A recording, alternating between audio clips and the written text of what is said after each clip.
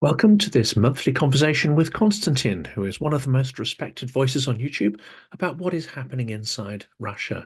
Konstantin Samoilov is a well-known YouTuber whose channel Inside Russia comments insightfully on his country's descent into authoritarianism over the last few years. But now, like many others, he's outside Russia with no idea of when he can return there.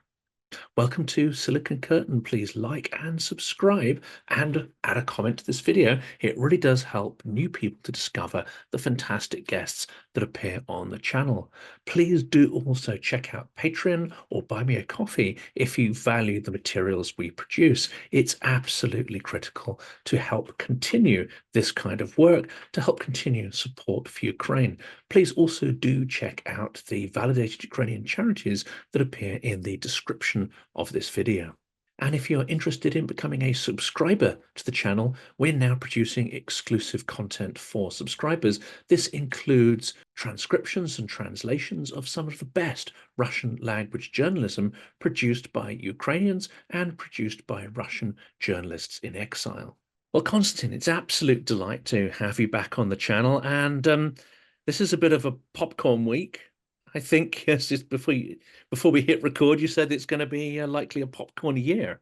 Yes, Jonathan, hello, and thank you very much for inviting me. It's a pleasure to be here. I also would like to congratulate you on your channel growth. And it's not just channel, it's becoming sort of a think tank because your speakers are so amazing. And, I hear so many voices, they value your content, your interviews, your speakers, your input so highly. So congratulations. It's your channel is becoming something magnificent. Well, that's extremely kind of you to say that. And you've played a significant role in the development of it. And I have to be honest here, it's a pleasure doing these monthly conversations, but the kind of information and the insight that you're able to provide about the Russian economy, state of the Russian economy, state of the war machine, and other topics we discussed, I think these are crucial sources of information. So thank you in turn. But this is an extraordinary week to be speaking. We'll come on to the economy, sanctions, etc. in a minute. But just before we hit record, I was watching a video of Putin's latest speech. It has been labeled in some of the Western media as a peace proposal. The tone, however, is rather threatening. It's more of a peace ultimatum. Should we be paying any attention to what he says at all? Oh, Jonathan, I think that we should be paying attention to everything that he says because, it's a chess game right now, war and peace, at least for Putin. He tries different things and he sees at the reaction. But you see, peace proposal, this is a sign of weakness in my eyes. This is a sign of that the popcorn time has finally come to Russia. Okay. We've been talking about it for the past 2 years, me and you on this channel discussing it, and it's finally here. The economic tsunami is here, and Putin knows it even better than we do.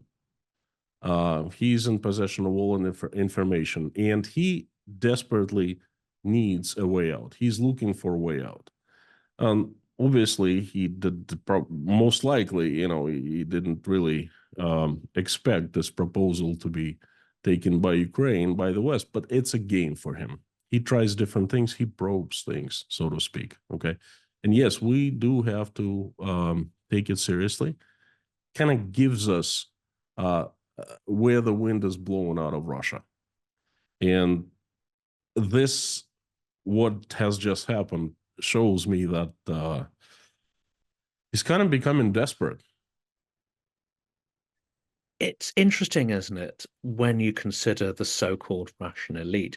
You're seeing weakness and desperation. I certainly see that in his words and actions. Will the rest of the Russian so-called elite also perceive this? Because it's my understanding of the way this system works is that weakness is a death sentence.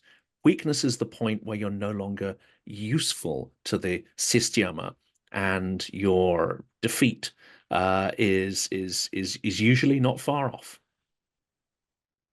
You're right, and that applies to the leader, the wolf, the main wolf, the leader of the pack.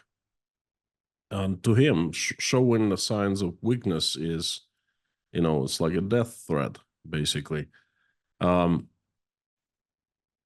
I don't think that this particular action shows the Russian elite his weakness. They know exactly what's going on.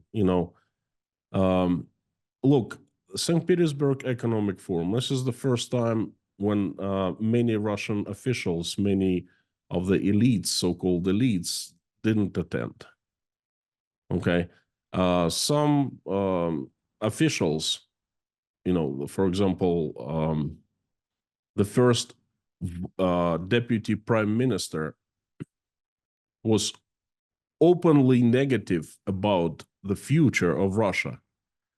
You know, for the first time, the authorities kind of started telling the dark state of the economy. 160,000 people, 160,000 open vacancies cannot be filled at the military industrial complex.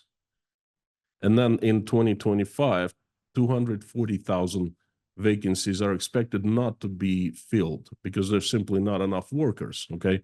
And that's just the military industrial complex. What about the rest of the business? Catastrophe, right? Take the head of the central bank. She openly admits for the first time that the Russian economy is in pretty bad shape. And, this situation is going to last for a very long time. And the central bank is going to take significant steps, such as raising the key interest rate significantly again in July. We're hearing it for the first time. So they know exactly what's going on. That particular move of Putin, I don't think it's a sign of weakness to them. They know that he's trying to find a solution for him and, well, partially for them. But, overall mood is pretty darn dark. And the timing is extraordinary because we have talked many times about the actions of Elvira Nabiullina, which are extraordinary efforts on her part have actually kept the Russian economy from collapsing up until this point. So that has to be mentioned. I mean, she is an extraordinary professional. Unfortunately, she's doing it in the service of a genocidal tyrant, but that is what it is. So what has prompted the exchange rate hike that we see this week? Now, I know some of the images of people standing in front of exchange queues are a little bit propagandistic because some of those images are of exchange kiosks which normally have a queue. I read a comment about the one on Ligovsky Prospect in St. Petersburg. Well, apparently that's always got a queue. So some of this might be a little bit of smoke and mirrors here, but it does seem that there has been an extraordinary event in the economy this week. And rather than some sort of random trigger, it seems that it is the US finally tightening secondary sanctions and finally US and UK putting some kind of limits on foreign currency controls. That seems to have triggered what we are now seeing, including a decision apparently to peg the ruble to the yuan. Now, there's a lot to unpack here, but what do you think is going on here? And if it is a US UK sort of trigger, why are they only getting serious about these financial loopholes and sanctions now? 3 years, we're in the third year of war. I think this is the evolution, not the revolution. Okay. Although this is a very significant step towards tightening the grip on Russian economy, it's not the first step, and it's probably not the biggest step. Okay, it's been happening for quite a few months now. and it's the secondary sanctions. I've talked about it numerous times. You see, the initial sanctions were placed upon Russia in the first half of, starting from March until December of 2022. Okay, and they worked to some extent, but Russia is too tied into world's economy, and you can't just do a couple, movements, couple steps, and isolate Russia forever. You gotta keep the balance the world's markets. For example, most likely the West could have cut Russian oil completely, very fast. But imagine what would happen to world's oil markets and oil price. So instead of doing a revolutionary step, instead they did quite a few steps. I call this strategy stepping stones. That's what I've been doing. And or boiling the after frog. the initial sanctions were placed, now we're seeing the secondary sanctions. Basically, what they're doing, they fine-tuning. Okay, and this what happened last week is a very significant step, but that's just another step, and it's not the last step. It's not the last sanctions. And yes, it has had a huge effect on Russian economy and the future. Gosh, it's going to be tough. And this move to associate the ruble not with Western markets, but to associate it with the yuan and China. I mean, watching a video that, again, a commentator we discuss a lot, which is Vladimir Milov, speaking to Michael Naki, their view is that this move demonstrates extraordinary geopolitical weakness, not strength. And it is an indication that Russia is doing something that actually we discussed, I think, 6 months in one of the videos we did, that increasingly Russia is becoming a protectorate or a province of China, as opposed to a sovereign entity making its own decisions. I absolutely agree with Milov on that. I also think that basically ruble yuan link, they run out of options. They really don't have anything else. Okay, yuan is their only choice, and of course, when you are up against the wall, you are in a very bad spot, and this is where Russia is right now. So yes, it shows that Russia is not doing well at all. Russia is falling under the influence of China more and more. And it's not the beginning. It's been happening for quite some time. And Putin has shown another weakness. And that's not the first time, and most likely not the last time. And China will exert more and more control. This is just another step. And by the way, good luck linking ruble to yuan. It's going to backfire the Russian economy. I've also heard it described, and this is something actually which a lot of propagandists unfortunately will pick up on. They talk about the Russian economy growing. They'll look at certain statistics, and there is evidence that the economy is overheating, but that is potentially a sign that there is too much money chasing too few goods, too few people, as you mentioned earlier, to do the jobs. And of course, money is being pumped into the military industrial complex, that is not a economic multiplier. It doesn't create future wealth. It just creates things that get blown up, and that's it. There's no future benefit. Why do so many media organizations seem to fall into this trap of saying, well, Western sanctions must be failing because look, Russia's growing? My most favorite moment is when someone films inside of Russian food stores, and everyone goes, "Oh, look at that! The shelves are full of food. There are no shortages. Russia must be doing fine." Okay, that happens so many times. I just discussed it with, my audience. Incredible. Now, I'd like to give you a bigger picture. Russia is under so many, Russia has been hit by so many blows in the past 2 years economically. And for example, 3 million, now it's over 3 million people, Russians have fled the country, okay? And most of them are not coming back. So there's a huge decline in active labor force. Number two, Russia has so much of its assets frozen. Pretty much everything it had abroad at the time when it invaded Ukraine, has been frozen. So it's gone, lost.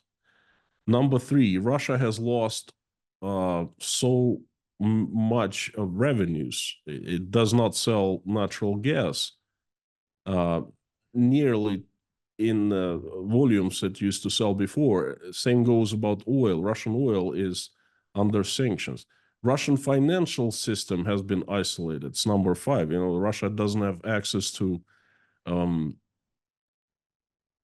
any money markets, where it can borrow money easily. Europe, Asian markets. That's number six, right? Number seven is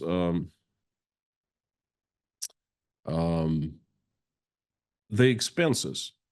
They have grown up so much, and those expenses are, the military-industrial complex is producing death, basically. The rockets that they just send and they explode, and that's it, and they don't bring anything good to the economy. I lost the count. And then the last one is all foreign, Western mostly companies, most of them have left Russia, and they have taken their technologies, their products, their know-hows with them, their employees, many of them, they took along with them, okay? And all the Western investors have left Russia, and that's scorched land. No one is going to touch it for decades now, okay? Now, every one of what I just said, every one of those events, just one applied to a normal economy of a normal country, peaceful at peaceful time. Let's say Russia in the past, peaceful, operating normally. Any one of those events applied would be a huge blow, would throw the economy off balance. Just one. Now we have everything at the same time. It's like a perfect economic storm above Russia, spinning and staying. It's not passing through, it's just spinning, and it's going to stay there for so many years. And it always amuses me how people and some experts can say, well, Russia is withstanding, okay? Russia is going strong. How? How is this possible? What Russia is doing, why it hasn't sunk yet, is because it had reserves. Plenty of reserves, the foundation of national welfare, well-being, whatever it's called. But the reserves have been used up. Okay, and then Vladimir Putin and the government, they were smart in the past to make savings, because without those savings, they wouldn't last these 2 years. Okay, but this is it. The money is gone, and the economy. Russian economy can be divided into two parts now: the military economy, military-industrial complex, and the civic economy. And the military economy has grown tremendously. Yes, it was a relatively small part of Russian economy, and so much money have been flooded into that part of the economy. And of course, it's grown tremendously. But then the rest of the economy, the civic economy, has fallen. Okay, and those who say that Russian economy has grown, they are mistaken. They look at the overall growth. Let's say, I can't give you the numbers right off my head, I just don't know, but let's say the war economy has grown 30%, and the rest of the economy has fallen by 27%. If you combine, you get cumulative growth of 3%, let's say, okay? But guess what happens when the war is over? A truce or peace or whatever, the war economy stops working, and then what happens to the country? That's a catastrophe, and that's waiting to happen. The catastrophe has already happened, but what's going to follow is much, much worse. It feels like And there's it's like one of those cartoons, isn't it, where the cartoon character runs off a cliff, but it's still running and hasn't fallen yet. But yes, this is yes, the real yes, world. It is going to yes, but crash. it will fall into the abyss. It will. And the tragedy is that there will be no one to help. There will be no one to reach out hand like they did in the 91. Okay. Back then, the USSR fell apart, but the Russia was born, and then Russia was good, was decent, it was welcomed into the family of good countries, saying, "Hey, come on in. We know it'll take you some time to, catch breath, so to speak, to rebuild your economy, to change from communism to capitalism. But hey, here's some help. Please trade with us, be part of us, be a part of the community." And that's how Russia was treated back then. But what's going to happen now is completely different, the opposite. Russia is going to be ostracized. It already has been, but it's going to be kept isolated even after the war in Ukraine is over. And so much of Russia's recovery, if it's going to happen, is going to be contingent on political events. And as we know, Putin has made sure there is no succession, has made sure that anybody who could take over for him, whether that be Nemtsov, Navalny, or anybody else who has a brain and some humanity around them, these people, he's made sure these people don't get anywhere near power. So that's it's impossible to predict, but I don't have a good feeling about what that transition might look like after a Ukrainian victory. The very latest development is a bit odd. There are two new characters on the horizon, so to speak. They're female, and they happen to be close relatives of Vladimir Putin. Okay, so people have started discussing this. Is this a real change of direction towards succession, or this is just something of a weird situation we're seeing? But this something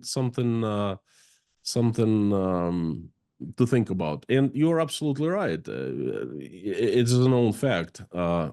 Look, even Shoigu has been taken care of. Yes, he's out of the picture, replaced by a grey bureaucrat, Belousov. And of course, the Z bloggers, Z patriots had huge hopes. They were like, he's going to change everything, right? We're coming back. Belousov, has he made any impact, positive impact at all?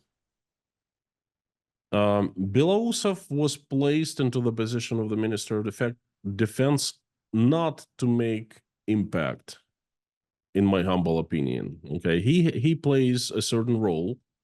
Okay, and that's not to make a huge change in the Ministry of Defense, not to make a revolution. So right after he became the minister, he was made the minister. We heard a series of scandals. All in all, 8 Russian top generals were either arrested or fired. There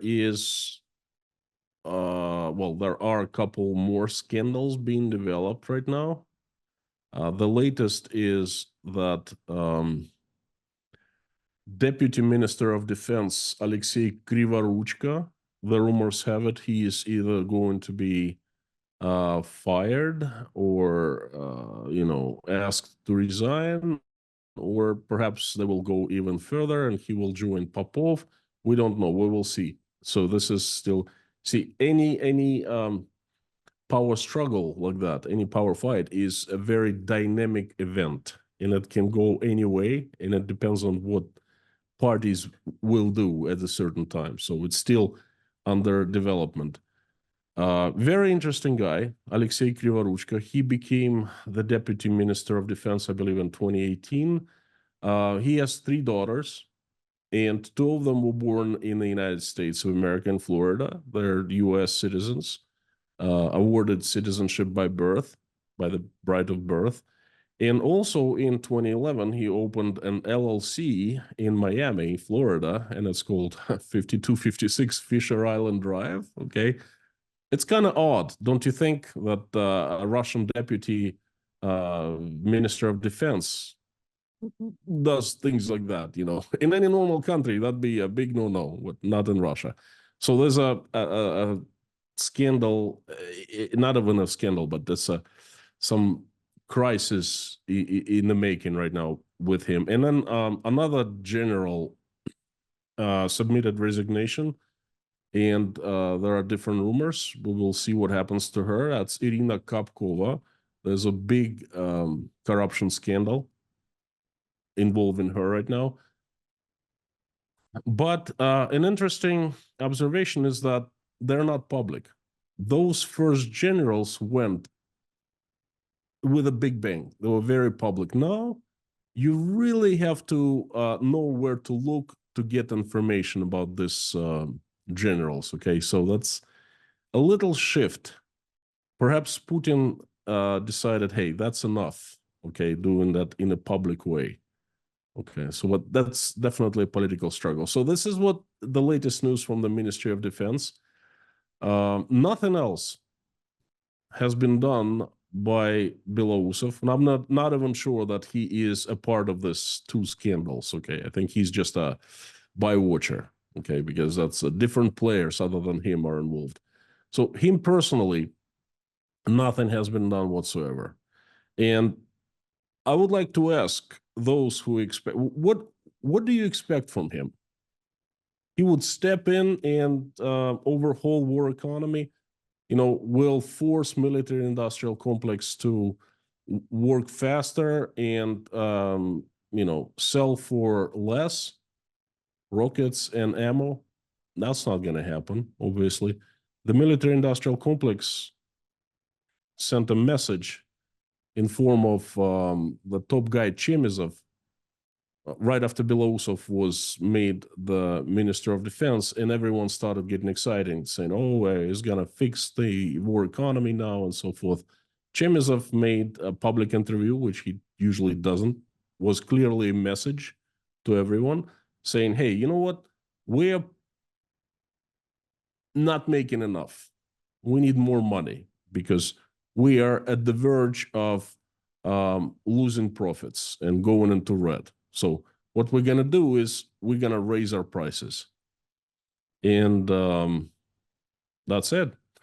That's the end of Belarus fixing war economy. So I personally don't expect much from the guy. He is playing the role of the Minister of Defense. He has no influence onto the real situation in the army.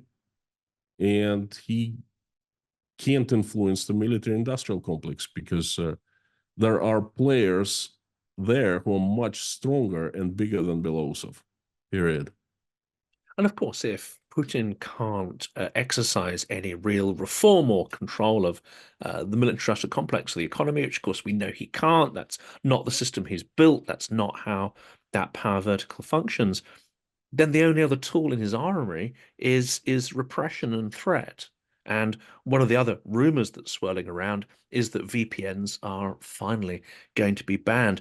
I don't know technically if they actually are able to implement that, but repression, coercion, and threat are the things which traditionally people like Putin turn to when they can't have a real impact on the economy.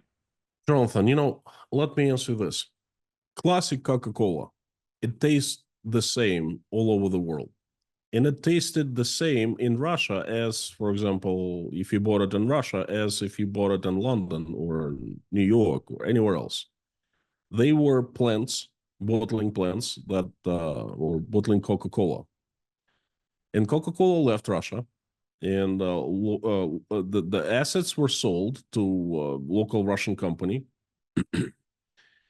And at first, Coca-Cola, Russian Coca-Cola called the Kind Cola, okay, it tasted the same as the classic Coca-Cola, but then the taste started deviating from the standard, okay, and now it tastes different. Not much different, but different. Why? Because most likely Russians are cutting corners. Most likely they're not paying attention to quality, and they're trying to cut corners. They're trying to cut expenses. They need to make a buck today. They don't care about long-term strategy on the market, presence, how to sell to more people, how to gain wider audience, and so forth. No, they just need money here and now. Okay, and this is a very Russian way. A lot of experts, they think about Vladimir Putin and his actions, and at this point, and what I'm saying is, for now, for these days, okay, in the past it was different. I think now he doesn't think much long term because his house is on fire. He needs to save his butt. He needs to stay in power for a few more days, for a few more weeks, months, perhaps a year or two, but not long term. If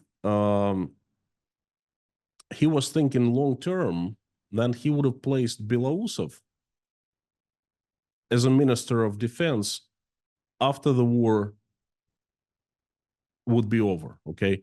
Then Belousov would, or a man like Belousov, would step in and would try to change the entire military-industrial complex, okay? And that's a long-term strategy, lots of efforts, okay? But Putin doesn't think long-term now. He thinks weeks, months. That's my opinion. And a lot of people try to judge his decisions from the point of view that he's a strategist. No, he's not. And you're absolutely right that if something is going worse in Russia, then he will use the repression machine that he has built and finessed just to take care of the local disturbance, uprising, whatever, you know. For example, if he runs out of money to pay workers, but the workers are needed, they will make a new law, and it's already law, for example, that children starting age 14 can go work and they can be employed at a hazardous manufacturing places, okay? Before, you had to be 18 to be employed at a place like this. Now 14. And before, if a child of 14 could not even work, let alone like something that produces weapons. Now they can. There's a new law. And if worst comes to worst, there will be no one to manufacture in Russia. They will just make working mandatory, that type of thing, okay?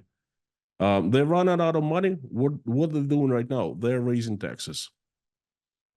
If they will need more money down the road, they will raise more taxes. They will make bigger raises again.